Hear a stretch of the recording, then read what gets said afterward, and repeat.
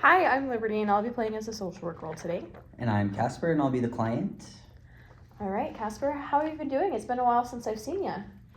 Yeah, I mean, it's been a few weeks. I lost my job. Yeah. So I was nervous about having insurance to come in, but then I realized I'm going to have insurance at least for a while, but I'm just trying to make everything work. There's just so much. I just can't really figure it out. I don't even know if I want to figure it out anymore. Yeah. I used to see you once a week, and now it's been like 2 or 3 weeks since I've seen you. So we've gone down on appointments. Yeah, I thought about calling you, but I don't know. It's just so much to manage right now. Yeah. So last time I saw you, you told me that you were sleeping for about 8 hours a day, and that was our goal. So how have you been doing on that goal? Yeah, I probably get like 10 or 12 hours right now. Oh, wow. And then I take a nap. Okay. But I just kind of lay there. Sometimes I'm feeling like I'm asleep. But yeah, I probably get anywhere from 12 to 15 with my naps. Okay. And what about your medications? Are you still taking those regularly? You know, like daily. Yeah, just like as directed.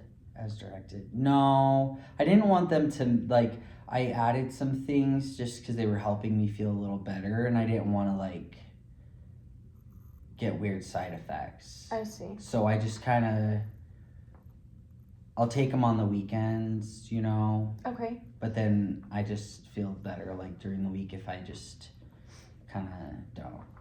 Okay. In your emails that you've sent to me, you've shared some difficult stuff. So I just want to remind you of some boundaries, confidentiality. Whatever you say in these appointments will stay in these appointments. However, I am a mandatory reporter, so if you share that you want to seriously harm yourself or someone else of that matter, I do have to share that. Is that okay? Yeah. Okay. So going back to everything that you said in those emails, that was hard stuff. So starting with this appointment, I'm just going to ask you a few questions, just to make sure that you're safe. Is that okay? Yeah, thank you. You're welcome. So have you ever thought that you just want to go to sleep and never wake up, or that you wish that you were dead? That's been happening a lot lately, actually. Okay. How'd you know? How often? It's probably every day. For hours at a time, just never goes away? It's just I don't know if it goes away. I maybe just get distracted. Oh, I see. And then it's just back again. It's like if I take a nap, I might not wake up again.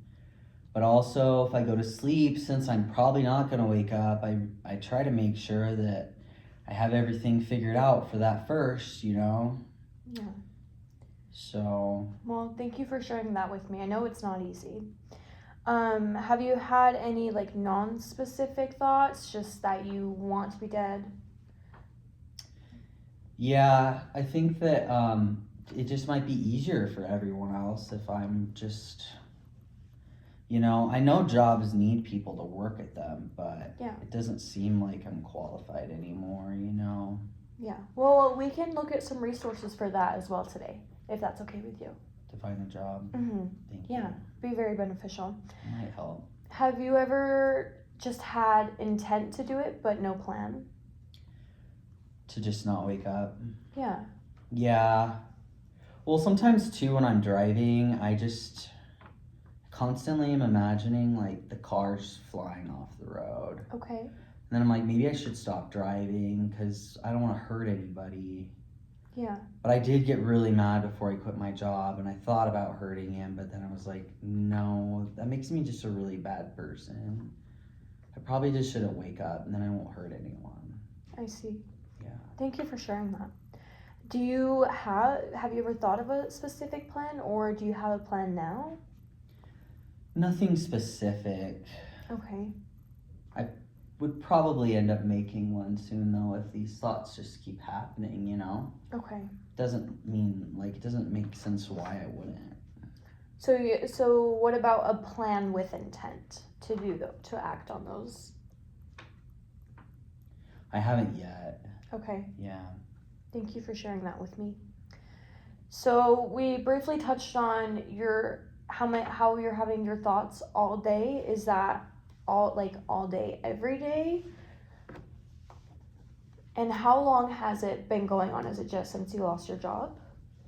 Yeah, sometimes I wake up though and I'm like, I'm gonna do everything, and I can. Okay. And everyone would just be so blessed to have me. Yeah.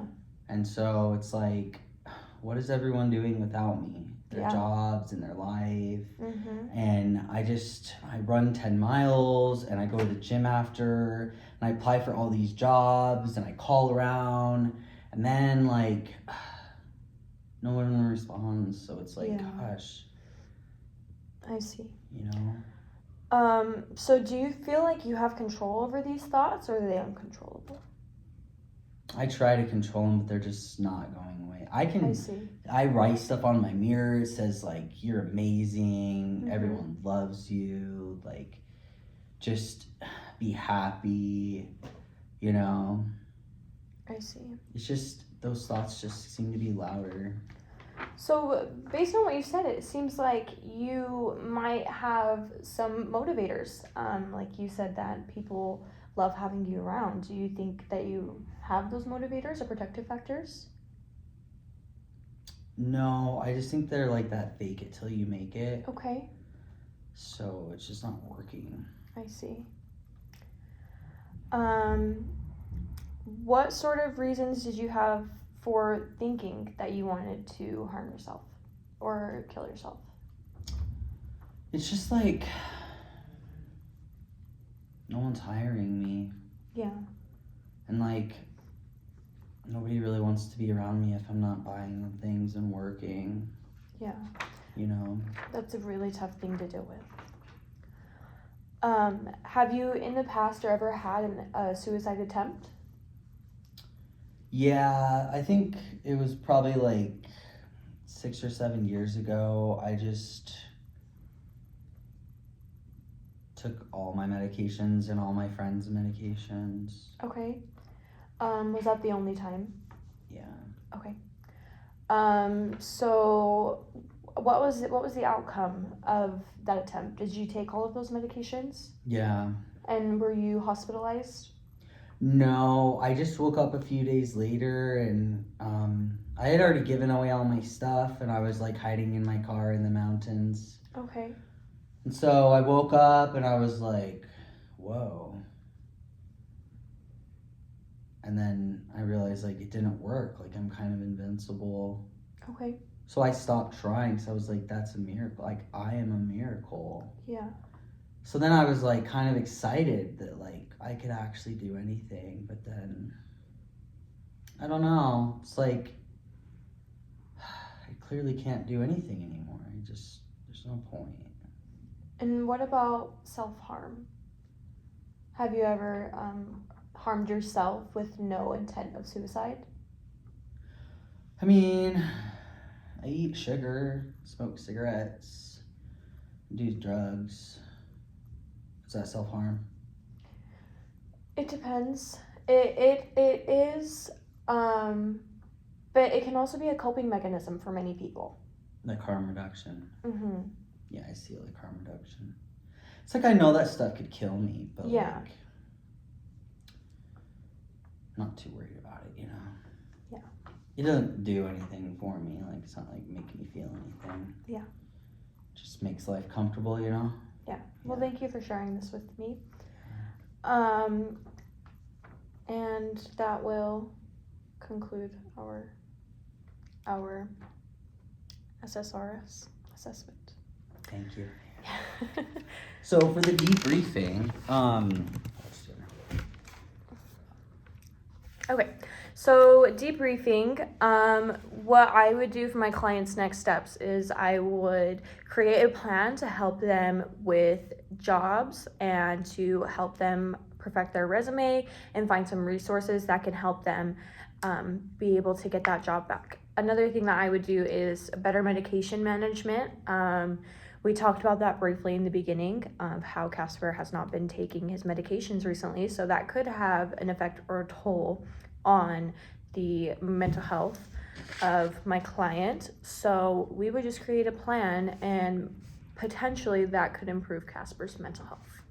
Yeah, and I think that also scoring wise on the CSSRS,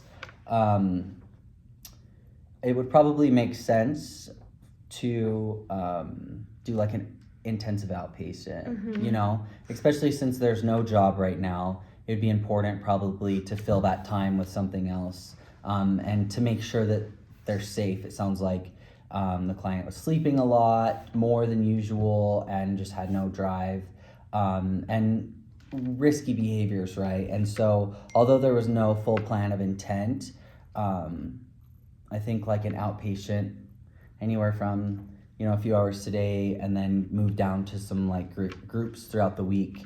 That would probably be helpful. And then with the resources, as like Liberty has mentioned, with the job support and the medication management, things can probably steer back on the right path. With having like past attempt as well, and no treatment from that, I mean, that does help that there's, the ability to move forward, right? And I think that that's where that strength-based would help in pointing out those things as well. Looking at maybe some more protective factors that he has would also be helpful. Yeah, and identifying the risk factors as well, so we can come up with a safety plan as well. A safety plan would be a great option for this client. Absolutely, yeah. Yeah. Okay. So I think that's it. Thanks, everyone. Thank you, guys. Bye.